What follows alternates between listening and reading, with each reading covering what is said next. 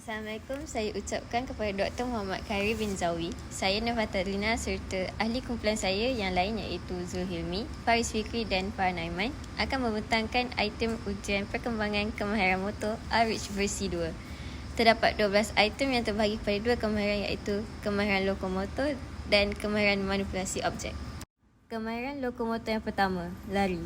Dua kon diletakkan di setiap penghujung garisan sepanjang jarak 50 kaki sebagai garisan permulaan dan garisan penamat.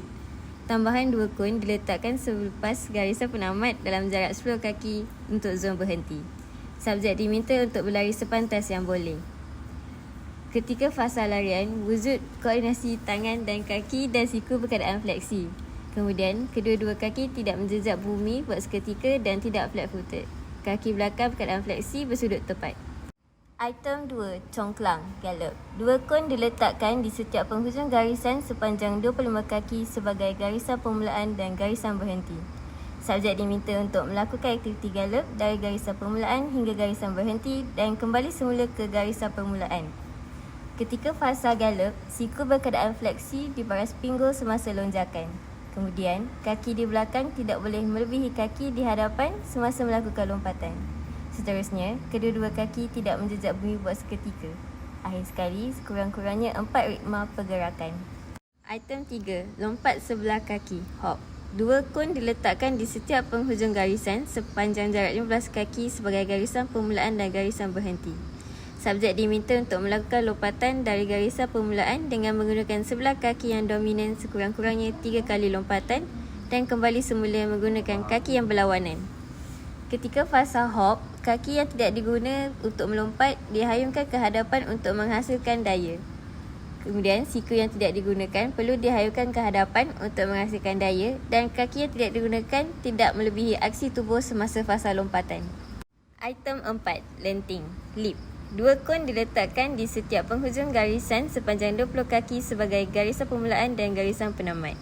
Subjek diminta berdiri di garisan permulaan, kemudian berlari anak lalu melakukan lentingan untuk melepasi halangan yang diletakkan pada jarak 10 kaki dari garisan permulaan.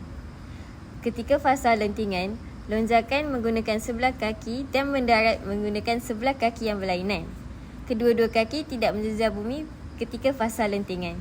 Akhir sekali, tangan yang berlawanan dengan kaki dihayungkan lurus ke hadapan.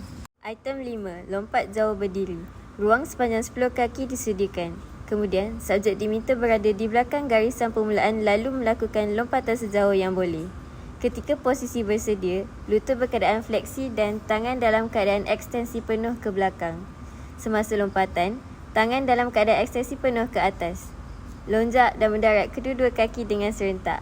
Akhir sekali, tangan dibawa ke bawah ketika mendarat. Item 6, lari sisi. Garisan lurus sepanjang 25 kaki disediakan dan kon diletakkan di penghujung garisan tersebut. Subjek diminta melakukan lari sisi dari kon permulaan sehingga ke kon penamat kemudian kembali ke kon permulaan semula. Ketika lari sisi, sisi bahu perlu selari dengan garisan. Langkah sisi diikuti dengan kaki sokongan. Item 7, memukul bola pegun.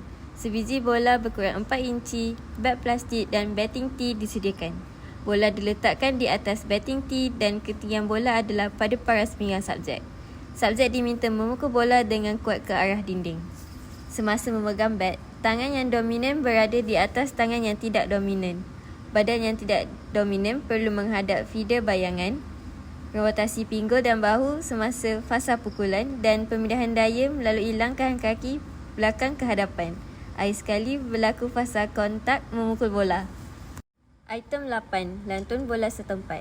Menggunakan bola permainan atau bola keranjang mengikut kesesuaian umur subjek serta ruang yang rata dan permukaan yang keras disediakan.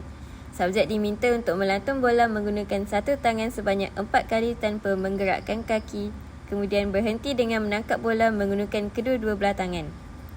Kontak bola di hadapan badan dan tidak melebihi paras pinggul.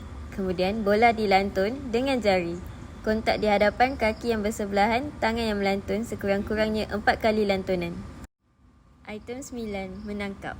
Dua kon diletakkan di setiap penghujung garisan sepanjang 15 kaki. Subjek diminta berdiri di garisan pertama manakala seorang pembaling berdiri di garisan kedua dengan memegang sebiji bola berukuran 4 inci. Subjek diminta menangkap bola yang dibaling dengan kedua belah tangan. Tangkapan yang dikira adalah tangkapan di mana bola berada di antara paras dada hingga paras pinggang. Ketika fasa persediaan, siku fleksi dan tangan menghadap ke hadapan. Ekstensi lengan semasa menyambut bola dan bola disambut dengan tangan sahaja. Item 10. Menendang. Satu kon diletakkan jarak sepanjang 20 kaki dari dinding untuk diletakkan bola dan kon kedua diletakkan jarak 10 kaki dari kon pertama sebagai ruang persediaan untuk subjek menyepak. Subjek diminta untuk berlari dan membuat tendangan dengan kuat ke arah dinding. Ketika fasa permulaan, berlari anak tanpa tersekat semasa hendak menendang bola. Kemudian, langkah akhir dipanjangkan semasa hendak menendang bola dan kaki yang tidak menendang perlu berada di belakang sedikit pada sisi bola. Bola ditendang dengan cara instep atau tonjol. Item 11. Membaling. Dua kon diletakkan di penghujung garisan sepanjang 20 kaki dari dinding untuk dijadikan sebagai garisan permulaan. Subjek diberikan sebiji bola tenis dan diminta berada di belakang garisan permulaan lalu membuat balingan ke arah dinding. Ketika fasa membaling, tangan yang membaling membuat hayunan di bawah pinggul. Rotasi bahu dan pinggul ke arah sasaran. Kemudian, kaki yang berlawanan dengan tangan yang membaling dipindahkan ke hadapan. Akhir sekali, ikut lazat dengan tangan yang membaling menyilang di hadapan badan. Item 12. Guling bola. Menggunakan bola tenis atau bola softball mengikut kesesuaian umur subjek. Dua kon diletakkan pada dinding dalam jarak 4 kaki dan dua kon diletakkan sebagai garisan permulaan dengan jarak 20 kaki dari dinding. Subjek diminta berada di garisan permulaan lalu menggulingkan bola dengan kuat sehingga ia berada di antara dua kon tersebut. Ketika fasa mengguling bola, tangan yang dominan menghayung bola di bawah paras pinggul dan belakang. Dada perlu menghadap kon penanda. Kemudian, kaki yang berkoordinasi dengan tangan yang dominan dilangkah ke hadapan dan sebelah lutut dalam keadaan fleksi. Akhir sekali, bola digulingkan pada aras paling rendah dan tidak boleh melebihi buku lali. Sekian, terima kasih.